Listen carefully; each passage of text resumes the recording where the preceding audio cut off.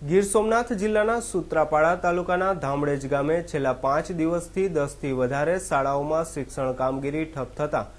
2700 બાળકોના ભાવિ અંધકારમાં અંબુજા કંપનીના ટ્રકોને ધામડેજ રોડ પર ચાલતા અટકાવવાની માંગ સાથે તમામ સરકારી શાળાઓમાં શિક્ષણનો બહિષ્કાર કરી આંદોલન છેડ્યું છે।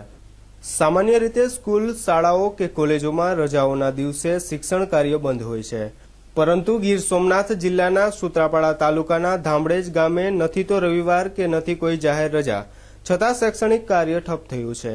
નવાઈની વાત તો એ છે કે એક દિવસથી નહીં પણ 5 દિવસથી 10 કરતાં વધારે શાળાઓ સુમસામ બની છે।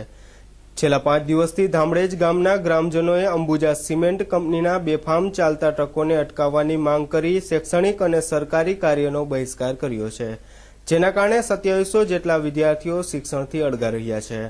ધામડેજ ગામના ગ્રામજનોનું કહેવું છે કે બાળકોને સારું શિક્ષણ મળે તે હેતુથી ગામમાં કટોરો લઈ ફાળો કરી શાળાઓ માટે સરકારને જમીન આપી હતી,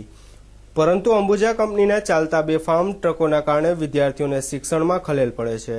તેમજ અનેક વખત ગોઝારા અકસ્માતો પણ સર્જાયા છે, જેની રજૂઆત તંત્રને વારંવાર કરવા છતાં પણ કોઈ નક્કર પગલાં નહીં લેતા ગ્રામજનોએ અંતે શૈક્ષણિક કાર્યનો બહિષ્કાર કર્યો હતો। ખાસ વાત તો એ છે કે શાળા પ્રવેશોત્સવના કાર્યક્રમમાં નેતાઓ શાળામાં પ્રવેશ કરાવી પોતાની વાહવાહ કરાવી ખોટા દેખાવો કરે છે, જ્યારે ધામડેજ ગામે 10 શાળાઓના 2700 વિદ્યાર્થીઓ શિક્ષણથી વંચિત છે, તેની કોઈ નેતાઓએ કે અંબુજા કંપની સાથે મીઠા સંબંધો ધરાવતા સરકારી અધિકારીઓએ અહીં ડોક્યું પણ નથી કર્યું, જેથી ધામડેજ ગામના ગ્રામજનોએ આક્ષેપ કર્યો છે કે નેતાઓ અને સરકારી બાબુઓની અંબુજા કંપની સાથે મિલીભગત છે।